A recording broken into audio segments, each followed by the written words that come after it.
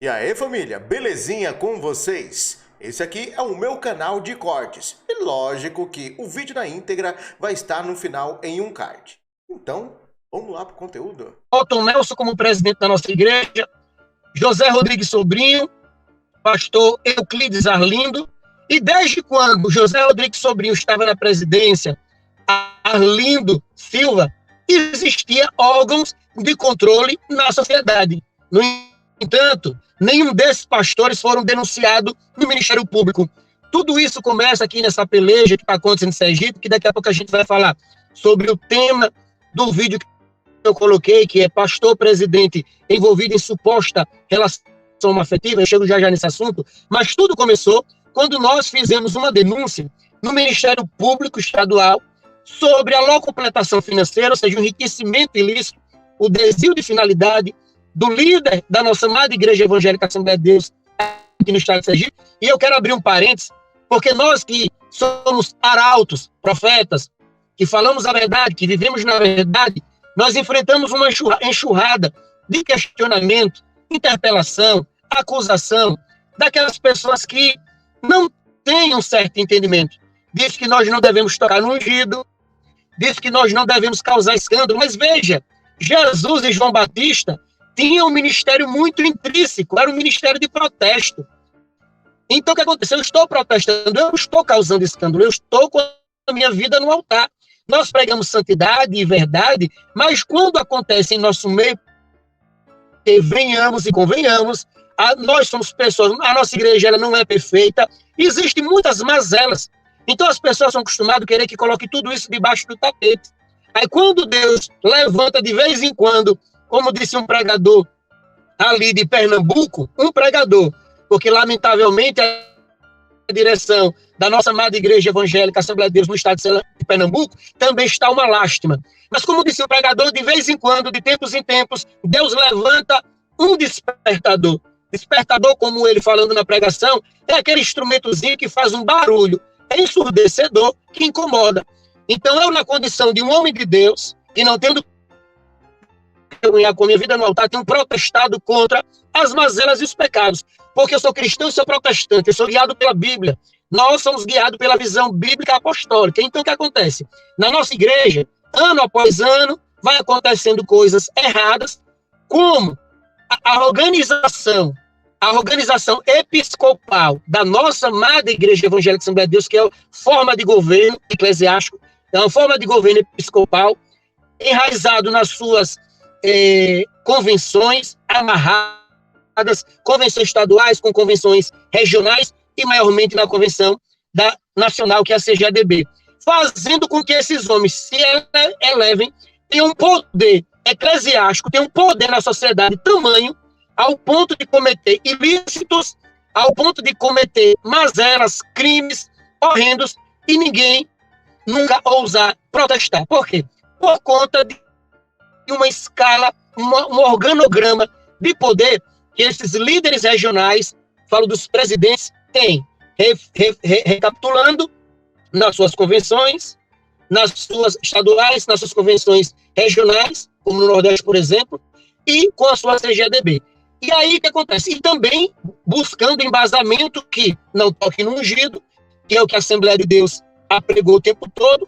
E aí nós sofremos com esses irmãos que dizem assim: pastor Ronaldo Flauber, deixa com Deus está vendo, Deus vai tratar. São aquelas pessoas que dizem não devemos tocar no ungido e espera que Deus haja, mas Deus está agindo, levantando tempo após tempo os profetas, os arautos, como João Batista, Jesus e vários outros profetas. Quem tem um bom entendimento, ou melhor, quem busca ler na Bíblia, entende que quando Deus levanta um profeta, é para fazer aquilo que alguns irmãos acham que ele vai fazer, mandando um raio, um redemoinho. Não, quando Deus quer fazer, ele levanta um profeta. Deixa eu tentar concatenar as ideias para que eu não seja prolixo e os irmãos e os amados telespectadores aqui na net, né, eles consigam compreender. Então, o que acontece? A gente sofre com essas pessoas. Por quê? Porque nós denunciamos, aí voltando à ideia, nós sofremos por isso, mas nós relevamos, porque são pessoas indoutas, que não têm um certo nível de conhecimento bíblico, e não estou aqui nem de forma nenhuma sendo presunçoso, nem querendo de forma muito menos menosprezar a alguns irmãos. E ao ponto que é pregado em nossa Assembleia de Deus, e quando eu digo, eu falo de forma mais ampla, há exemplo lá de Apocalipse que diz que o pastor é o anjo da igreja. Meus irmãos, simplesmente é uma falta de entendimento bíblico. Eleva um homem pecador, desculpa a palavra, miserável pecador, muitos prostitutos aqui, eleva o homem a anjo da igreja. Mas, enfim, aqui, no outro dia a gente pode fazer um debate teológico, mas além de chamar de ungido do Senhor, não toqueis no ungido, deixa com Deus, esses homens são elevados ao anjo da igreja. Então, isso é pregado de forma... Já é até uma blasfêmia, né? Desculpa eu lhe cortar, pastor. Eu, particularmente, considero até uma blasfêmia porque chega a endeusar o homem, né? O senhor sabe, né, que o que quer dizer a palavra ungido na sua semântica. E coloca um homem num patamar desse de Salvador, ungido, Messias, Machia, pelo amor de Deus, né? É muito bem colocado isso daí. É porque, assim, eu sempre friso esse assunto aqui no canal. Por exemplo, a passagem, né, de Mateus 17, né, que fala sobre ai daqueles que tocar no ungido, que o próprio versículo se explica, né? É necessário que venha o escândalo, mas ai daquele por quem vem. Ou seja, se é mistério, é necessário. É algo que precisa. Ele tem que acontecer, ser escancarado. Enfim, né? Mas aí eles colocam uma salada, né? Ah, o irmão que pecou com a noiva dele, o cara que brigou com a sogra, né? Já mistura uma coisa, né? Não tem nada a ver, né? Com corrupção no altar. Mas pode continuar. E aí eu olho quando, pegando o que você acabou de falar, quando acontece um escândalo, eu louvo a Deus. Por quê? Porque a Bíblia está comprovando que ela é verdadeira, porque ela disse que haveria de acontecer. Eu olho por esse prisma. E aí o que acontece? Nisso que a gente acabou de falar, que é sobre o ungido do Senhor, e ainda que a gente vinha falar de uma forma mais ampla, ungido é todo aquele que foi ungido pelo Espírito Santo de Deus, recebeu o batismo do Espírito Santo de Deus. Mas voltando, somando-se a sua forma de governo episcopal, as suas convenções, e somando-se a esse falso embasamento bíblico, é que esses homens têm se elevado no nosso Brasil, na presidência das nossas amadas igrejas evangélicas Assembleia de Deus, para fazer essas imundícies, se tornando uns verdadeiros porcos no altar, como disse Etíoco Epifânio, no período interbíblico, aquele período entre o Antigo Testamento, o Novo Testamento, aquele silêncio de Deus.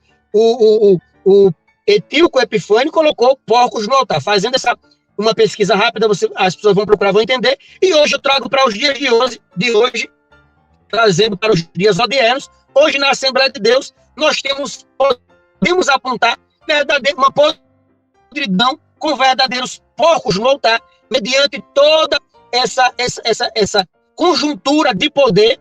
E olhando para Pernambuco, eu vou citar aqui Pernambuco, para daqui a pouco a gente voltar para Sergipe, está uma lástima. O homem se acha muito grande, falaram que ganha cerca de R$200 mil por mês, e ele ainda teve a ousadia de dizer que merece esse salário, esses proventos.